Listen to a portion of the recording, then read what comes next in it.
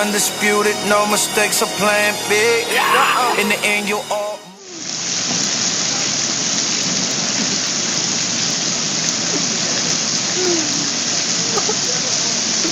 Welcome back, and sorry for being absent last week. As you just saw, Mike and I surprised producer Woody Cincy with a little bit of a shower at the office. Well, it's official. Season of Madden 16 is in the books, and everyone is moving on to the excitement of Madden 17. Right you are, Ike. Welcome back to the Mike and Ike Show, gentlemen. Mike, before we move on, past Madden 16, let's briefly talk about the playoffs. You had a strong team going, and we both thought it was going to be a contender. How did it turn out for you? Not very good, man. Had a big win against Pat CPU in the wild card round. I was feeling pretty good. Then I lost the next game to the Jaguars. What about you, Ike? Pretty much the same story here. I had a wild card win against the computer-controlled Chargers, felt pretty good about myself, and I lost to the Bengals. But they won the Super Bowl, so not too bad of a deal. Boy, it's a good thing we didn't have a major plan to do this big recording on the AFC Championship.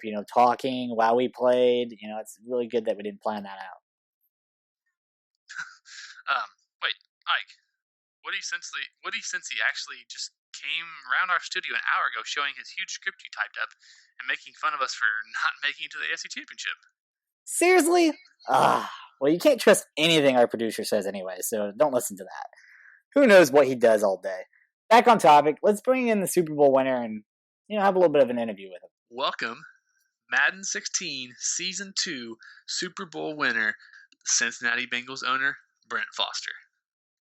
Thanks for having me on, guys. Brent, I just want to personally apologize for the last time we called and... Well, don't worry about it, boys. Water under the bridge. Well, no, I actually didn't finish my sentence there. What I want to say is we still don't know how to pronounce your name. We still have no clue. But anyways, let's just move on to the awesome Super Bowl game. You played a fantastic player in Jack. Me and Mike have both played Jack. We've both played you. We knew it would be a good game. What was your opinion of his play style and any weaknesses or strengths of his style? Well, that was one of the things that impressed me the most. Coming into it, I really wasn't expecting what I got from him. I mean, he switched it up every time I thought he was going to run. He passed it every time I thought he'd pass. He ran it. I mean, we had like 2 or 3 times during the game on 3rd and 6, 3rd and 7 where he hit me with a draw, and I think he converted over 50% of them. So it was really impressive the way he was willing to, not play the percentages in order to fool you. And surprisingly, it worked, actually. I haven't seen many people be successful running on 3rd and 7 consistently, and he pulled it off. So I was impressed. Well, you started the game with a very methodical drive that got derailed by D'Angelo Hall. That ended up being nullified by a penalty, and then later was officially derailed in that drive by another interception in the end zone. What was your reaction at that time? Yeah, I really couldn't believe that one. I mean, I thought we had the touchdown there. We had inside position with A.J. Green, who's a fantastic possession receiver, and somehow his guy got inside of us and made an excellent play. It was on the 1-yard line, so it was a huge difference maker. It really took the wind out of our sails and put Jack off to a good start. Wasn't happy with it for sure, but it was so early that I knew it wasn't going to be the end of us, so just had to keep on battling. Yeah, and the people that are watching the game, your defense stepped up. I mean, held them to 3 points. In my opinion, that's considered a win, because you had the one interception that was called back, and if I was you, I'd probably be like, oh my gosh, that was close. And then the other interception, it's like, okay, fate's going against me, Madden's playing against me. But then hold them to 3. I feel like that was a really good win for you guys. And then you tied the game at 3. So really 3-3, it's kind of like starting all over again. You're still in this thing. And it feels like a pretty defensive game, which by the end, it feels kind of like an offensive game. So at the beginning here, it's pretty defensive. But Jack scores a wide open pass to make it 10-3. You've got the ball 2 minutes left, and Jack eventually gets the ball back in the second half. So, you feel like you got to score. At that point, how important was it for that A.J. Green pass down the middle in the final 30 seconds to even it up? Yeah, that really meant everything. I mean, I knew going into that drive that I had to go all out because, going into the half, losing, knowing that they're getting the ball back and knowing how good of an offense Jack has, it just wasn't an option. We had to go out there and get some points on the board. Ideally 7, but even if we only got the 3, we were thinking then we could hold them to a field goal and still be in it. But offense came up big. AJ Green was there for me all game, and he really pulled it off for me there. There was a lot of turnovers in the game. You threw a second interception in a critical situation after you just forced a punt on Jack's second half opening drive. You also lost your fullback or your halfback Bernard. How worried were you about your game plan and finishing the game strong? Yeah, that was a tough moment for us. I mean, the pick was unacceptable on my part. It wasn't like the first pick where the defender really made a play. That was just a bad decision on my part. I really shouldn't have thrown that ball. Just trying to force it and make something happen. And then right afterwards, when we lost Gio, who, in my opinion, was our MVP all season, that definitely hurt as well. Morale was low, but it was still a maintainable game at that point. So we weren't quite ready to give up, but it was a tough moment for sure. I gotta be honest, when I rewatched the game, the game had so many highs and lows that when I was rewatching it, I was like, at this point, things did not look very well for you because, the next play, you get a huge fumble on an enormous hit. But you held them to a field goal again, so it was like, okay, thank God. But how much pressure is it at this point to just chuck the ball and just like anything works as long as we get points on the board? Yeah, that was basically the situation at that point. I mean, after that fumble, I really felt like the game was about to go south. I know a lot of you have been there before when Madden just decides that it's not your day anymore. The fumble just kind of broke me. But when I was able to hold him to a field goal again, that kind of reinvigorated me and gave me the will to keep trying there. If Jack had put up 7 there, it would have been pretty tough for me to feel like I had a shot still. Well, there's always a shot in Madden. Yeah, that's for sure. When you have a receiver like someone like AJ Green, someone like that, why not just chuck it? I mean, seems like a pretty good option, especially in Madden 17. I don't know how much Madden 17 you played, but those number 1 receivers are studs. AJ Green had a crazy circus catch as Dalton was getting destroyed from his own 20-yard line. Winning comes back into play then, after you held him to that field goal. If Jack could have converted that field goal to touchdowns, we're talking about a completely different game. In Madden 17, field goals aren't necessarily givens like they are in Madden 16. What's your opinion of the field goal kicking in Madden 17? I'm a big fan of the change when the connection is good. I've played a couple games with a solid connection, and I really like the change. It makes the field goals a little bit harder, which they need to be, because you don't want to feel like if a guy's kicking a 50-yarder that he's going to hit it every time. But I've also had some bad connection games, and when it's a bad connection, you can forget about it. You can be kicking a 17-yard field goal, and you're going to miss that thing because you push it right when it's coming down, and then it goes all the way to the end, and you just shank it. So it's going to depend on whether Madden can get some solid servers, in my opinion. But it's a good idea if they can make it work. I think you have a good point there, Brett. It's got to work. It's got to have a strong server. I personally like it because I mess up kicks sometimes, and I feel like they're too given in Madden 16. As important as AJ Green is, and by the way, if you did not see, go back and see that circus catch because it was insane, and Dalton was getting destroyed. As important as he was, though, your tight end Tyler Eifert is pretty good weapon for you, and you get a touchdown from him, and you get to go up 24-23. And we might have just mentioned that Andrew Dalton was getting destroyed again. I'm not sure that he's feeling okay after this game. Those of you that have not played Jack is a pressure player. He does it by getting pressure on your quarterback. He sends guys all the time. He tries to take you out. And I got to say that most of the hits that Dalton took, they probably would have led to a fumble in Madden 17. So what's your opinion on the increased chance that your QB fumbles while being sacked and throwing in Madden 17? Well, I like it, actually. It's more realistic to me that if a quarterback's getting destroyed or blindsided all the time, and just trying to force the ball away last second, he should fumble. I mean, if guys try and do that in the NFL, it almost always turns into a fumble when they try and throw it 1 second before they get destroyed. I think people are just going to have to learn to get the ball out quicker, which is the kind of offense I've always ran. Just get the ball out quick, short passes, deep routes if they give it to you. But if they're sending the blitz, find your quick open receiver. People will get used to the change. The fumbles will come down for sure. And I kind of like the change. You got to adapt to the game, I know that I can throw last second in Madden 16 because that's how that game works, but I'll have to adjust it in Madden 17 and make it work there too. Absolutely. And I know this is a wee bit off topic here, but going back to the actual Super Bowl, end of that game was pretty nuts. Let's talk about the stop on that QB sneak there at the end. QB sneak's a hard play to stop. Possibly as hard as the fullback dive there. You prevented that first down when it mattered most, 4th and inches, which ended up letting you seal your victory.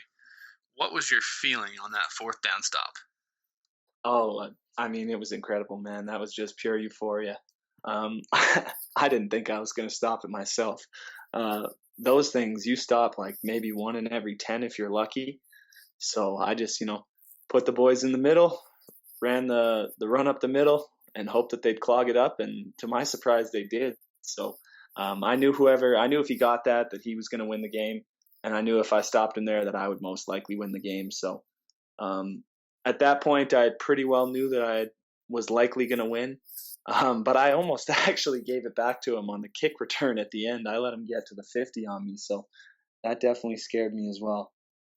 Now, Brent, I don't know what type of player you are before we get off here, but for me, in that situation, I may be sitting and I stand up and I get up by the TV and I pray to the Madden gods that for somehow my wife steps in and she's like, "Hey, honey," I'm like, "Hold on a second, just hold on 1 second, because my guys need my attention right now." How are you in that pressure? Fourth down, inches to go. How are you in that situation? I'm sweating for sure. Yeah, I might stand sometimes. I'm shaking. It's crazy. It's funny how a game can get you going so much like that. It feels like you're actually in the moment yourself. Yeah.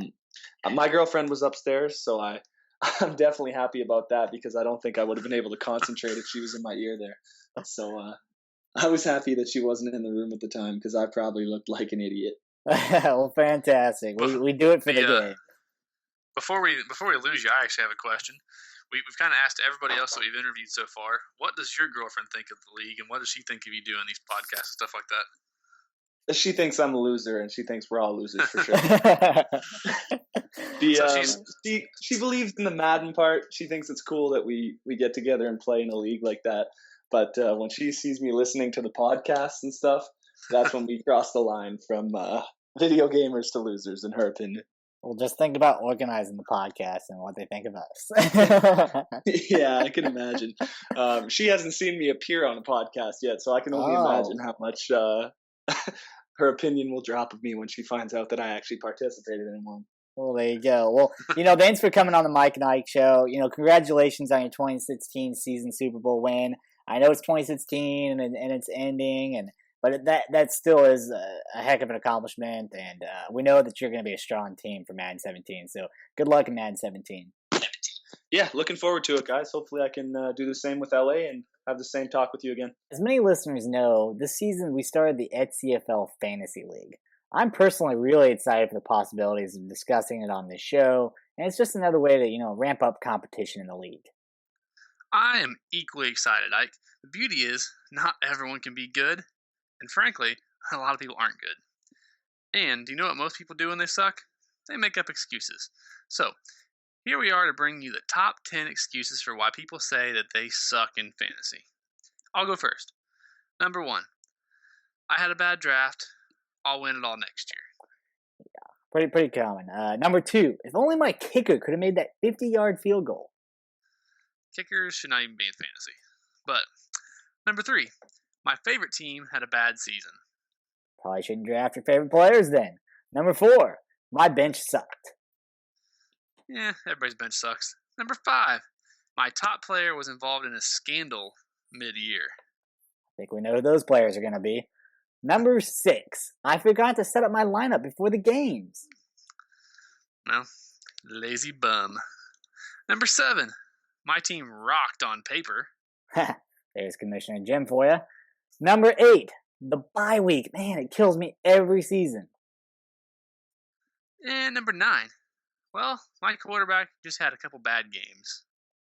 Number 10, the offensive coordinator always pulled my running back right when he was on the goal line.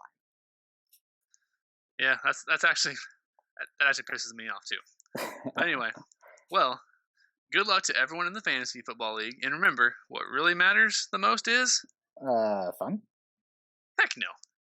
It's the money. Duh, and beating Jim.